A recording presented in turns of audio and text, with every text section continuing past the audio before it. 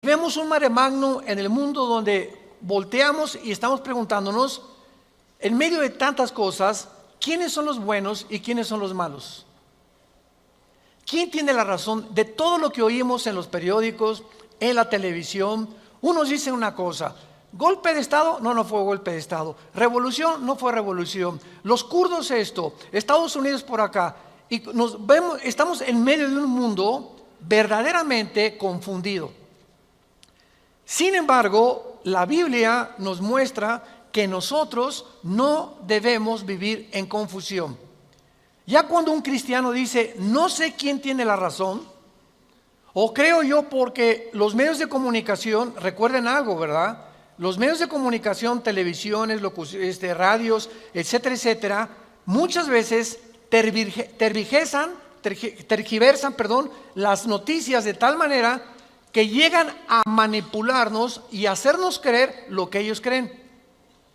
Entonces, dependiendo quién está detrás de los medios de comunicación, qué ideologías o qué filosofías o quiénes son los dueños de CNN o de BBC News o de Fox News, etcétera, etcétera, o en México, dependiendo quién se encuentra detrás, es la clase de mensaje que envían.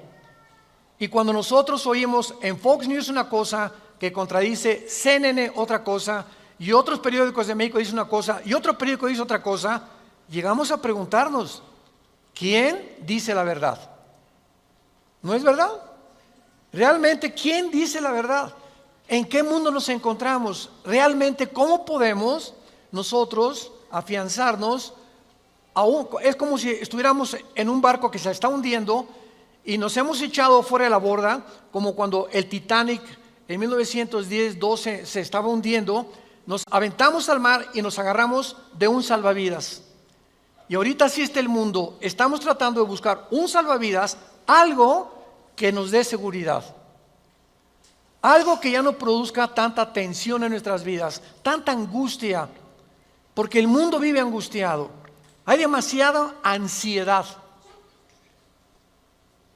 La enfermedad número 1 que la Clínica Mayo en Rochester y el Hospital Hopkins en Estados Unidos, que son las dos clínicas médicas más respetadas que hay en el mundo en cuanto a evaluaciones y a sugerencias médicas, coincidieron hace algunos años en que el factor común denominador o la causa número 1, escúcheme con mucho cuidado, esto es un dato que viene de clínicas médicas, no cristianas. La causa número 1 de las enfermedades mentales y físicas del ser humano en el siglo XXI es el estrés. El estrés es un estado de angustia, un estado de tensión, de ansiedad interna que no te deja vivir y que te hace que estés enojado contra el gobierno, enojado con tu papá, con tus hijos, etcétera, etcétera. Ves a toda la gente con recelo, no confías de nadie, te vuelves amargado, te vuelves amargada, y es el estado interno al que el ser humano está llegando porque hay demasiados conflictos en el mundo, demasiadas noticias. Estamos oyendo con el iPhone qué pasó en Irak, qué pasó en el Medio Oriente, qué pasó por acá, mis amigos, mis amigas, y llega un momento en que el ser humano ya no tiene paz. Ayer en el Congreso de Pastores que tuvimos en México, llegaron una familia a consultarme. Él es pastor, su esposa lo acompaña hace mucho tiempo, y me dice: Armando, quiero decirte una cosa. Tenemos un programa de televisión en Sudamérica y un programa de radio. Y el otro día estaba radiando unas noticias, me dice la esposa, y ¿sabes una cosa? Que de repente se me olvidó todo. Entré en un estado de amnesia en el que ya no sabía ni quién era yo. Algo me pasó en las neuronas de mi cerebro que se me fueron todas las ideas. Y duré como 1 o 2 días.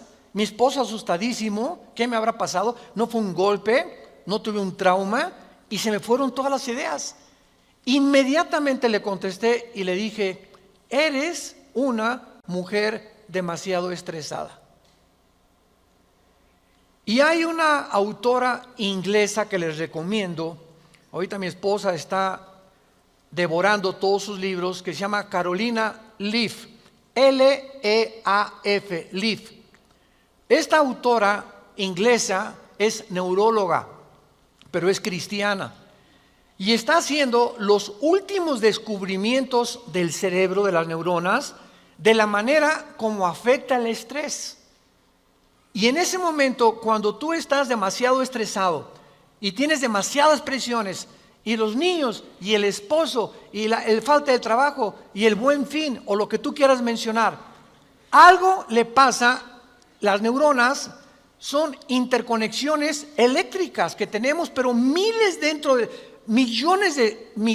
células dentro del cerebro, y un solo alambrito por la presión mental, por falta de vacaciones o de que no aprendes a relajar tu mente, etcétera, etcétera, provoca amnesia, provoca enfermedades mentales y puedes llegar inclusive a la locura.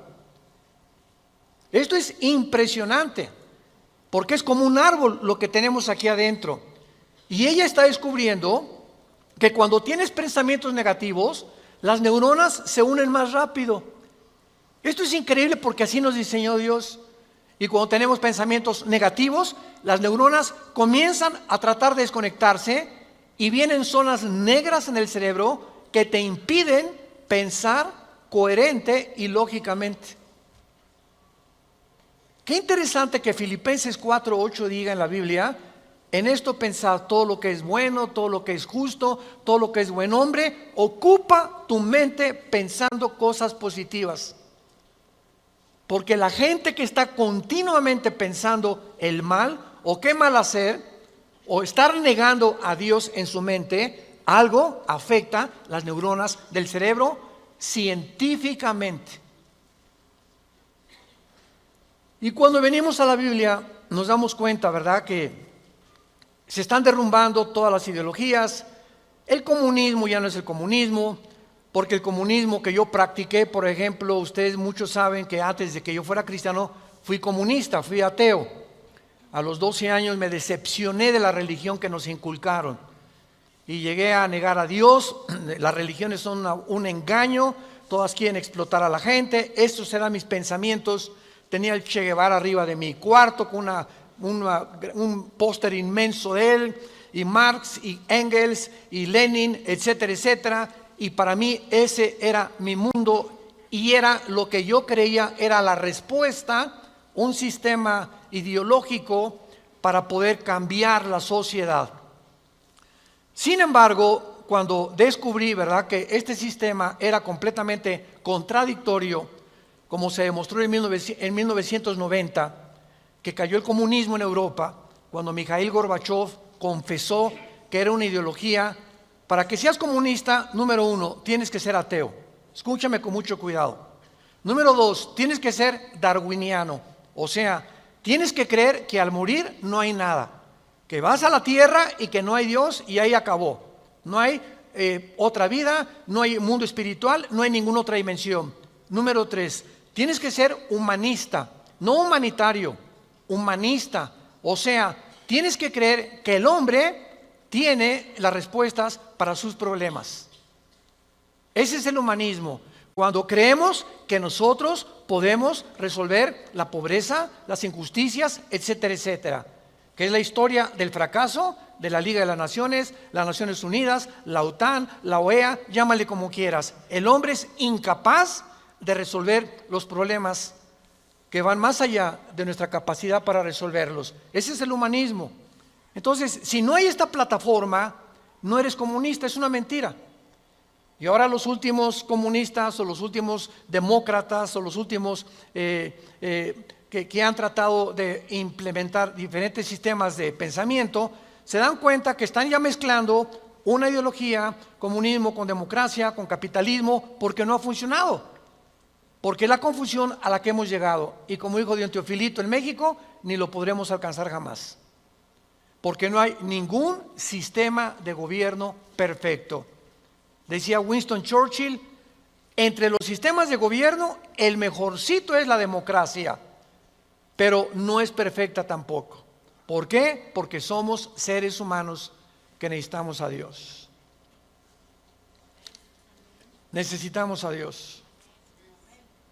Necesitamos una guía, necesitamos un manual, necesitamos una luz. Y por eso el mundo está perdido completamente.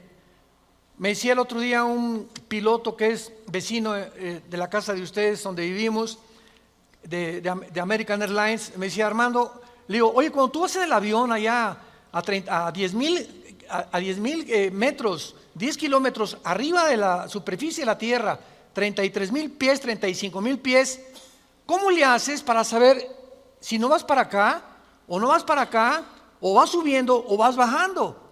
Porque la cabina del piloto es pues muy poquita, nada más ve lo que está enfrente. Me dice: Armando, sería imposible que nosotros piloteáramos sin instrumentos.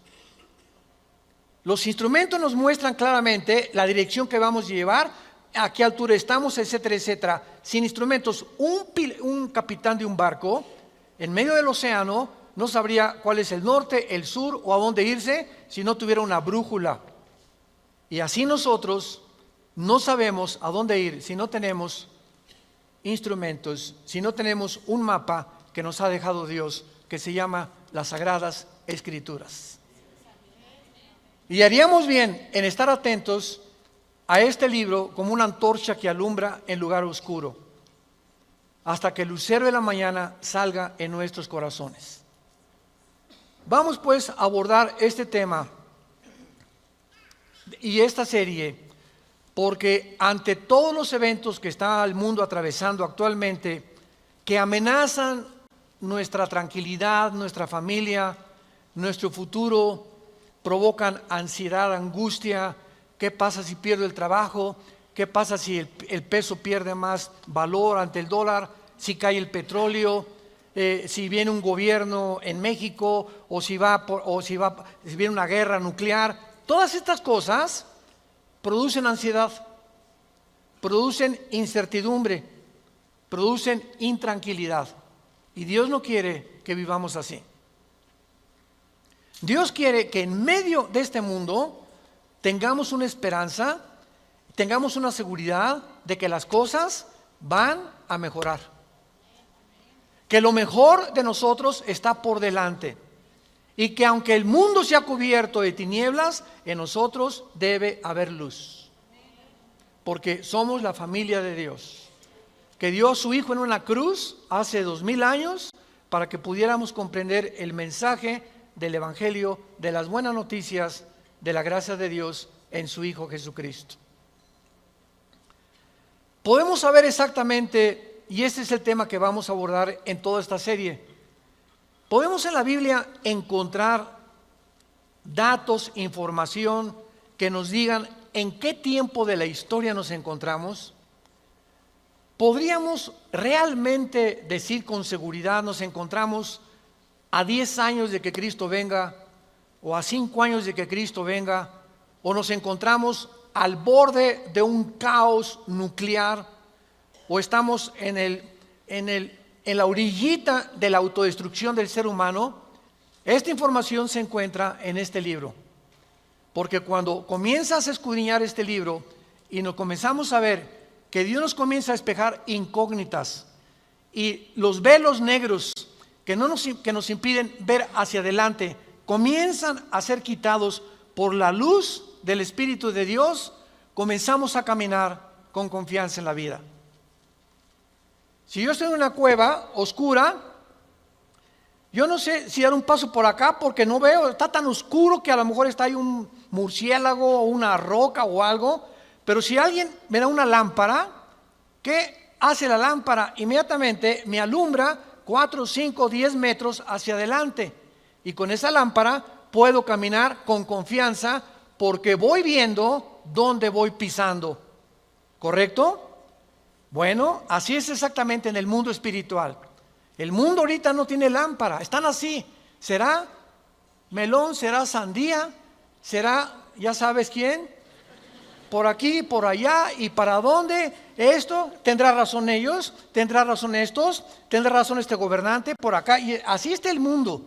Pero cuando tenemos la palabra profética más segura, vamos a comenzar a caminar con confianza y a darnos cuenta del Dios que nos dice: no temas, no temas, estoy contigo, nunca te dejaré, nunca te voy a abandonar. Estaré contigo todos los días hasta el fin del mundo. Y aunque se cierren los cielos aparentemente, y la oscuridad, la tierra esté cubierta de ella, mientras más oscuro, las estrellas se ven mejor. Mientras más oscuro, vamos a tener más luz, porque vamos a poder brillar en medio de las tinieblas. Claro que la Biblia nos va a revelar todos estos sucesos y calamidades antes de que sucedan, para que cuando sucedan corroboremos, comprobemos, confirmemos que Jesús tuvo realmente la razón y que Él es el Hijo de Dios.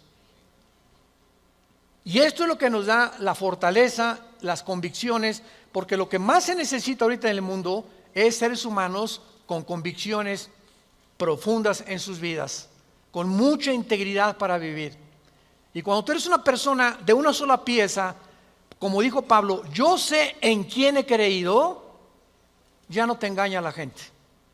Ya no te engañan las películas, no te engaña la televisión, no te engañan las noticias, porque tu fe está bajo una roca. Estás parado en un fundamento inconmovible. Y este fundamento es la palabra de Dios. Vayamos a ver algunos pasajes. En primer lugar, en el capítulo 46 del libro de Isaías. Si no traes la Biblia, por eso estás así. Con razón. En Isaías capítulo 46, versículo del 9 al 10, veamos algunas respuestas anticipadas que este profeta hace 2700 años escribió. Isaías 46, versículo 9 y versículo 10.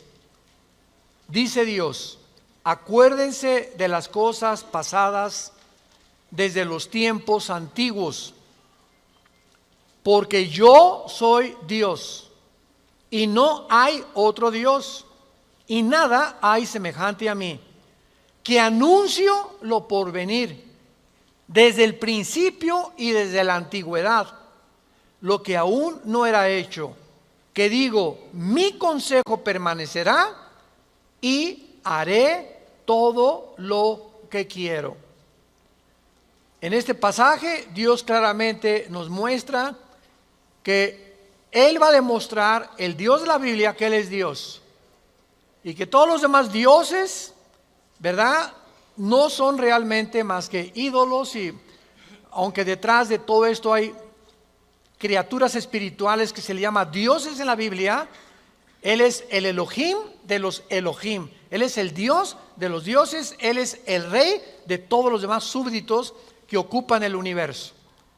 Y que Él nos va a anunciar lo que va a venir, para que sepamos algo. Lo que Dios dice va a permanecer. Y va a hacer todo lo que Él ha dicho que va a hacer en la Biblia. Veamos otro pasaje en el Nuevo Testamento, en Primera de Juan. Antes del Apocalipsis está Primera de Juan, para que no andes por el Éxodo. En Primera de Juan capítulo 4, versículos 5 al 6, el apóstol, el último de los apóstoles de Jesucristo, que murió a los 93, 92 años de edad, fue el último que murió de ellos, escribe, Primera de Juan 4, del 5 al 6, ellos son del mundo. Siga con cuidado esta lectura. Ellos son del mundo, por eso hablan del mundo. Y el mundo los oye. Nosotros somos de Dios. El que conoce a Dios nos oye. El que no es de Dios no nos oye. En esto conocemos el espíritu de verdad y el espíritu de error. Tú prendes el radio y dices, ¿qué quiero oír? La charrita del cuadrante. Bueno, porque eso es lo que quieres oír. Pero al mismo tiempo tu aparatito de tu radio tiene ondas y tiene FM, tiene AM y tiene como 50 estaciones más que tú puedes oír en el FM 91.3, 1440, etcétera, etcétera, ¿verdad? Pero tú sintonizas lo que tú quieres oír. El mundo espiritual que nos rodea, ahorita aquí cerca de nosotros, todas estas ondas radiales y de video y de televisión están pasando junto a nosotros, pero ese aparatito las capta, son invisibles. Y el hecho que no las veamos no implica que no existen, porque aquí están junto a nosotros. Pero ese aparatito lo prendo y capta esa onda que yo quiero, o hay otra banda más chica, o hay otra más grande, pero capta, repito, la estación que tú quieres bajar del mundo invisible. Y así pasa en el mundo espiritual. ¿A quién quieres oír? ¿A Buda? ¿A Marx? ¿A Che Guevara? ¿A Lenin? ¿A los brujos? ¿A los astrólogos? ¿A quién estás sintonizando en tu mente? Ellos son del mundo. Si tú eres del mundo, vas a oír a los líderes del mundo, a los religiosos, a los brujos, a los que te han prometido que tienen alguna verdad. Y por eso tu vida está como está. Pero si tú quieres sintonizar la frecuencia de Cristo, entona a Cristo en la Biblia. Entonces, por la forma y a quienes oímos, podemos confirmar si somos o no somos hijos de Dios. El que es de Dios, oye a Jesús. Mis ovejas, Juan 10, oyen mi voz y me siguen. Y yo les doy la vida eterna. Y no oirán la voz del falso pastor. Y aquí se trata de tu destino eterno, de tu familia, de tu matrimonio, de tus hijos. Tienes que aprender a discernir la voz de Jesús. En medio de tantas voces en la televisión, en los programas, en los radios, en libros que hay que nos rodean por todos lados, ¿a quién estás oyendo? ¿A quién estás leyendo? ¿Qué tipo de lectura tienes? ¿Qué tipo de actividades tienes para saber si tú eres y tienes el espíritu de verdad o tienes el espíritu de error? Muy bien.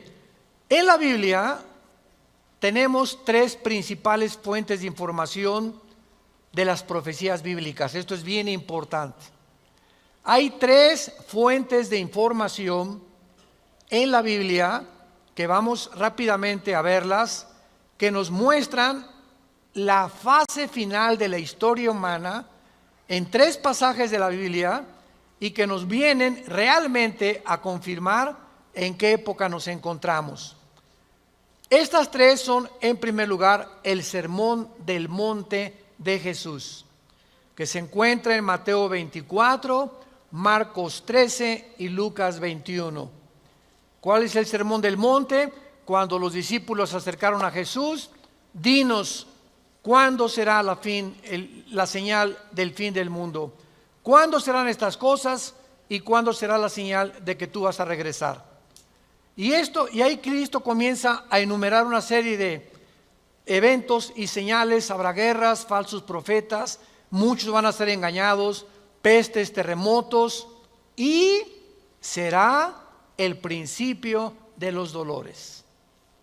La segunda fuente de información se encuentra en Primera de Tesalonicenses, capítulo 4, del 3 al capítulo 5, versículo 4.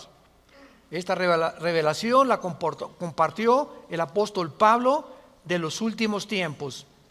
Y la tercera revelación acerca de los últimos tiempos la encontramos en el libro del Apocalipsis, del capítulo 5 al capítulo 19. En estos capítulos se encuentra claramente todo lo que la planeta Tierra y la humanidad va a atravesar. Ahora, muy bien, cuando estudiamos estos pasajes, podemos concluir que efectivamente vendrán tiempos difíciles al mundo, sorpresivos y amenazadores.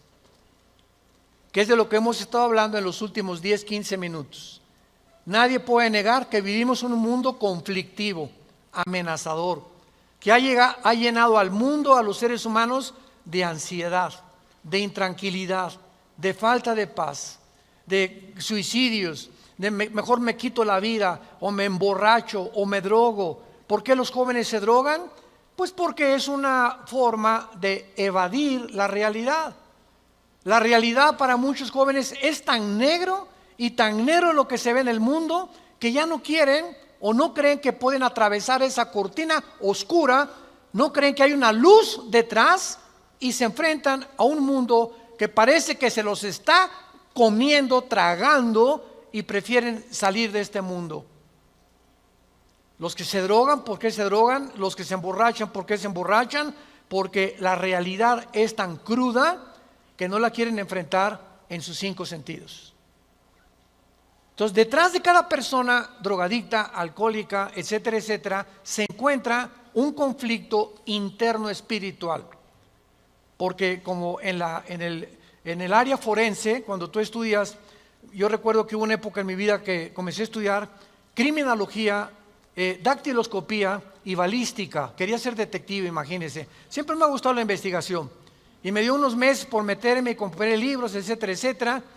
Y siempre cuando en esa área te involucras, los detectives o los investigadores siempre están buscando el motivo por el cual alguien le quitó la vida a la otra persona.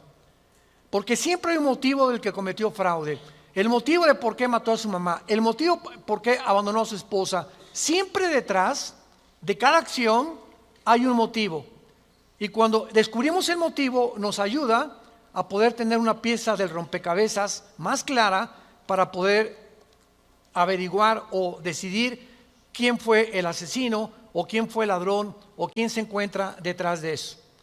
Y cuando nosotros vemos esto, ¿verdad?, que el motivo por el cual la gente hace lo que hace en el mundo, nos damos cuenta que el mundo está espiritualmente muriéndose.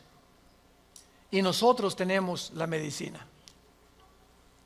Qué triste que tengas compañeros en tu escuela que estén tan confundidos, que no les has hablado jamás de Cristo, que tengas amigos que haces negocios con ellos, que tengas un taller de carpintería, de plomería, o eres mecánico o abogado en tu bufete o un médico, y la gente a tu alrededor, vemos a la gente, caras vemos y están llorando por dentro. Están deshechos por dentro. Que si esa hermanita, la enfermera que diga, ay hermanita doctora, ¿cómo está? Muy buenos días, ¿verdad? Y te encierras con ella y te pones enfrente de ella, te puede olvidar se quitan esa máscara que están usando y caen en una expresión de llanto, de angustia que están escondiendo, poniéndose una máscara de aparente felicidad. Y así las personas que tú ves, no es cierto que son lo que estás viendo. Detrás de cada persona se encuentra un drama. Se encuentran problemas más allá de lo que podemos imaginarnos. Así que nosotros tenemos la respuesta y la medicina, qué estamos haciendo con ella, y vamos a dar cuentas en la otra vida de todas las cosas que nunca cumplimos en la palabra de Dios al compartir el mensaje de Jesucristo. Ahora bien, vayamos a Mateo 24 y veamos rápidamente que del estudio de estos 3 pasajes que acabamos de mencionar, el Sermón del Monte, Primera de Tesalonicenses 4 y el libro de Apocalipsis, podemos concluir, para poner el tapiz, el fundamento de nuestra serie que vamos a seguir desarrollando, que efectivamente estamos en el tiempo de eventos muy amenazadores, sorpresivos, y aunque nosotros los cristianos no querramos ver, ni vamos a estar, esto está garantizado, nosotros no nos vamos a encontrar en los acontecimientos del libro del Apocalipsis. La iglesia no va a encontrarse en los acontecimientos de 1 Tesalonicenses 4, ni tampoco en el Sermón del Monte, más que en lo que les voy a mostrar ahorita. Y no vamos a ver nosotros el Armagedón.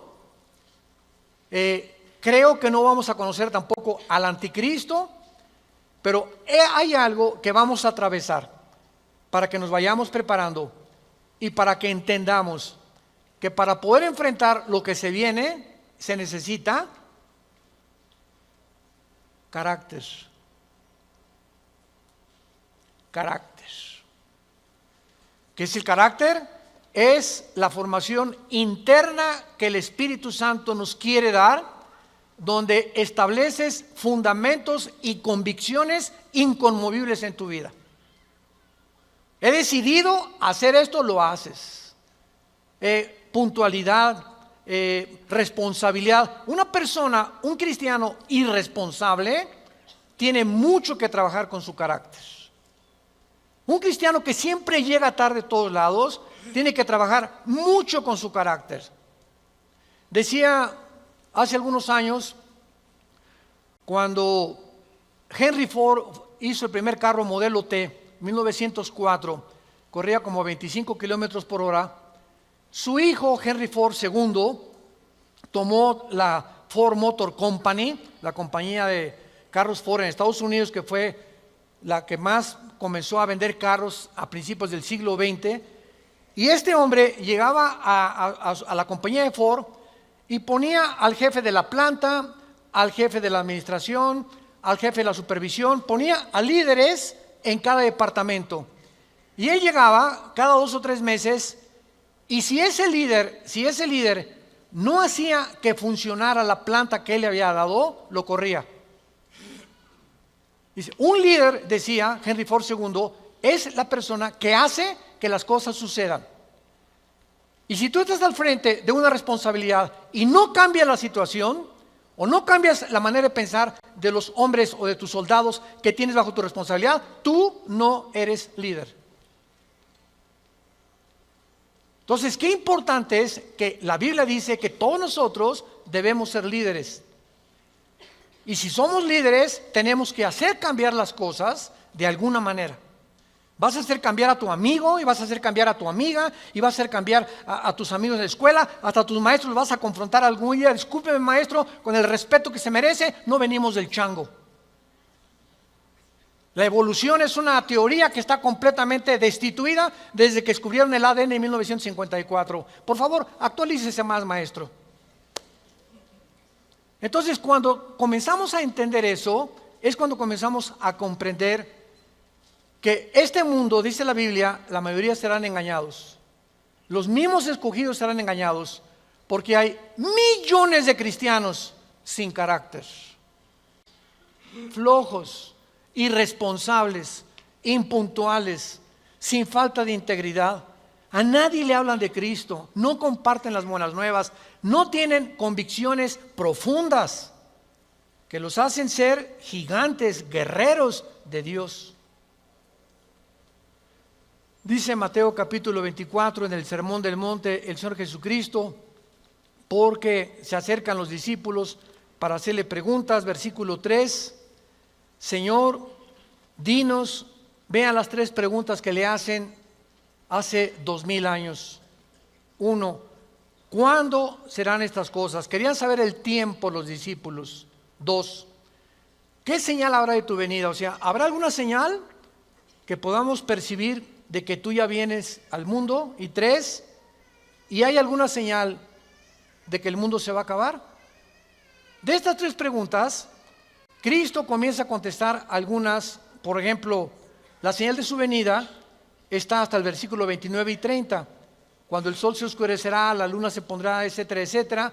Y esa es la señal de la venida de Cristo, que no vamos a estar aquí nosotros, porque primero es el arrebatamiento y van a pasar 7 años de la tribulación, y viene Jesucristo en la segunda venida, y los que estén en la segunda venida, que se hayan convertido en la persecución del anticristo, van a saber que cuando vengan estas señales cósmicas en el cielo, Cristo aparecerá en las nubes junto con nosotros, porque regresaremos con Él. Pero lo que me interesa compartirles es el versículo 6 en adelante, que es lo que nos atañe a la generación que estamos viviendo. Oirán de guerras y rumores de guerras. Miren que no se turben, porque es necesario que todo esto acontezca, pero aún no es el fin. Porque se levantará nación contra nación y reino contra reino, y habrá pestes y hambres y terremotos en diferentes lugares. Muy bien, si leemos solamente el versículo 6, oirán de guerras y rumores de guerras, toda la historia han sido esto, ¿no es verdad? Desde que Caín asesinó a Abel, que Caín asesinó a su hermano Abel, toda la historia, de acuerdo, lo quieres apuntar, al Instituto para la Investigación para la Paz, en Suecia, Estocolmo, dictaminaron que de los 6,000 años aproximadamente de historia que tenemos, de 6,000 años, solamente ha habido 25 años de paz. La historia humana es una historia de guerras, guerras, guerras, guerras, guerras, guerras. En 6,000 años, 25 años de paz. O sea, siempre ha habido conflictos, revoluciones, golpes de Estado. Es la historia de nosotros. Pero entonces ahí podríamos quedar confundidos. Oye, Señor, ¿de qué estás hablando? Siempre ha habido guerras. Versículo 7, Él lo explica. Porque se levantará nación contra nación y reino contra reino. Esto, una guerra mundial, una guerra de carácter internacional, donde se involucraron 3 o 4 naciones contra 3 o 4 o 5 naciones, nunca sucedió hasta 1910, la Primera Guerra Mundial. Ahí fue la primera vez en la historia que sucede una guerra de carácter internacional a través de toda la historia. Y casi 30 años después, la Segunda Guerra Mundial. Entonces, con esto nos situamos nosotros en una plataforma bastante sólida y podemos entender que cuando Jesús dice, se levantará nación contra nación y reino contra reino, y habrá pestes, porque las guerras producen pestes, plagas, ¿verdad? Enfermedades, calenturas, hambres, terremotos. Señor, siempre ha habido terremotos, ok, claro, siempre ha habido terremotos, pero de acuerdo al Instituto Sismológico de Boulder, Colorado, que es uno de los institutos más prestigiados en el mundo para detectar terremotos, desde 1976 hasta el 2010 han aumentado 70% los terremotos en el mundo. 70% han aumentado. Eso es lo que Cristo está diciendo, que iban a aumentar cada vez más los terremotos, etcétera, etcétera. Versículo 8. Y todo esto, aquí es donde nos encontramos ahorita. Nos encontramos en el principio de los dolores. Nos encontramos en un mundo donde el matrimonio ya está dejando de existir. En un mundo donde el ser humano está contagiado e infectado filosófica, religiosa, política, económicamente. Unos voltean por acá, ¿dónde estará la solución? Voltean a sus ídolos, otros consultan muertos, otros consultan espíritus, otros etcétera, etcétera. Es impresionante a donde el mundo se encuentra actualmente. Impresionante. Y esto es precisamente lo que Jesucristo nos quería decir para que estemos preparados. Ahora, muy bien, después de estos principios de dolores, nos vamos. Adiós, mundo cruel. Adiós, mi perro fido. Adiós, adiós, mundo cruel. Ya nunca te veré. Después de este principio de dolores, van a aumentar, imaginémonos, van a aumentar las catástrofes en el mundo y los terremotos y las plagas y las pestes y la confusión, que va a estar el mundo en un estado tan grande de confusión que va a pavimentar el camino para que se levante un hombre en el Medio Oriente que la Biblia le llama la bestia. De todos los animales que el Espíritu Santo buscó, las hienas, los leopardos, los osos, los leones, depredadores, no encontró el Espíritu Santo un nombre, un adjetivo para designar a este hombre, y por eso simplemente la Biblia le llama una bestia, un depredador, cruel, sanguinario, y su otro nombre es el anticristo. Todos los dictadores, síganme con cuidado, de la historia, todos han surgido de un mundo caótico. El caldo de cultivo para producir un dictador es que la situación se encuentre aparentemente sin solución. Corrupción, oscuridad, etcétera, etcétera. Y en medio de esto surgen hombres prometiendo mejorar las cosas. Hitler entró democráticamente. Stalin entró democráticamente. Saddam Hussein entró democráticamente. No es verdad que entren a través de un golpe de Estado los líderes, la mayoría entran a través del pueblo, pero una vez que el pueblo los levanta, a ver quién los quita. Y en medio de esto es cuando el mundo va a ver en Europa que va a estar una oscuridad total en Europa. Ahorita la salida de Inglaterra de la Unión Europea, el Brexit famoso. Ahorita en Europa ya no existe, damas y caballeros, santos de Dios. Las únicas dos naciones que sobreviven en Europa es Alemania y Francia. España, Portugal, Grecia e Italia están hundidas económicamente, sin dinero para poder levantarse. Y no hay ninguna esperanza para estas naciones. Había el Fondo Monetario Internacional que lo estaba manejando Alemania, se les acabó el dinero ya. Y Francia está ayudando un poquito a Alemania.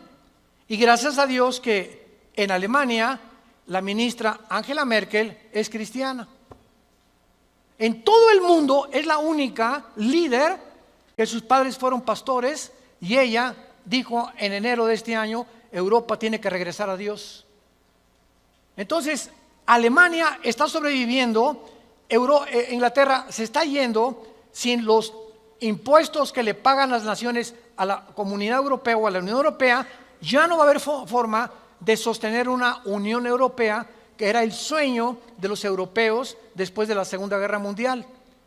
Y está el campo preparado para que surja el hombre, la bestia, el anticristo, el hijo de perdición, que la Biblia profetiza que se va a levantar y va a traer soluciones al mundo.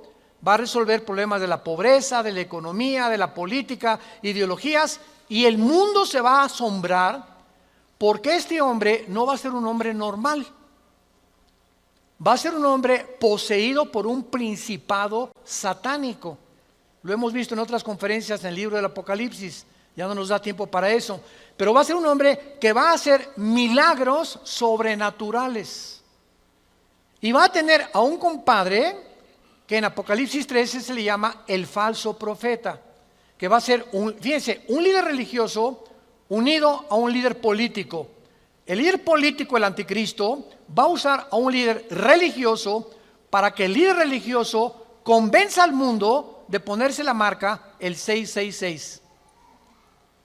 Y cuando el líder religioso convenza al mundo y haga milagros, este líder religioso, el anticristo, lo va a matar. Y va a deshacer la ciudad de donde salga el líder religioso, y el anticristo, a la mitad de los 3 años y medio, va a proclamarse. Según Tesalonicenses capítulo 2, del 3 al 4, se va a proclamar que Él es Dios. Va a entrar al templo judío, va a violar el templo judío y va a hacer que el mundo lo adore como Dios. Pero, ¿será eso posible? ¿Que pueda llegar la humanidad a tal grado de adorar a un hombre como Dios? La historia nos enseña que el hombre no aprende la historia. ¿Se acuerdan de esa frase? Y el que no conoce la historia está condenado a repetirla. ¿Qué pasó con los césares romanos? Los césares romanos mandaron a la gente que los adoraran como dioses. Y los césares romanos se erigieron como dioses. Calígula mata a su familia, Nerón tenía de amante a un niño de 10 años. Era una depravación impresionante. Cuenta la historia que cuando un César, un emperador romano, estaba en el Coliseo. Cuando vayan a Roma, vayan al Coliseo. Es impresionante ver el Coliseo romano. Todavía en el Coliseo romano, cuando vayan a Roma, las manchas de la sangre de hace 2000 años, de los mártires que mataron los leones y quemaron vivos y que arrastraron, ahí están todavía las manchas de la sangre que las han mantenido. Bueno, pues cuenta la historia, ¿verdad?, que estaba el César en un coliseo, en el Coliseo romano, y entonces todo el mundo se tenía que hincar y decirle: salve César. Y un hombre se quedó parado, que aparece en Apocalipsis con el nombre de Antipas. Y entonces se quedó parado y el César le dijo a un centurión: ve por favor y ve que es esclavo, ¿por qué no se hinca? Y el centurión romano fue con Antipas. Le dijo: Antipas, tienes que hincarte porque si no te van a matar. Y entonces y además le dijo el centurión: te van a matar y ¿no ves que todo el mundo está contra ti? ¿No ves que tú eres el único? Y Antipas contestó: dile al César que si todo el mundo está contra mí, yo estoy contra todo el mundo, porque así murió mi Señor. Lo quemaron vivo en un balde grandísimo de aceite hirviendo. Y por eso Cristo le llama en Apocalipsis mi testigo fiel. Va a llegar un momento, santos de Dios, en que el mundo va a estar contra nosotros y ahí se van a denotar tus convicciones. Y si tus amigos están contra ti y tu familia está contra ti y el mundo está contra ti, nosotros estamos en contra de ellos, porque nuestra fidelidad es al Hijo de Dios por los siglos de los siglos. Te damos gracias, Señor, por tu palabra.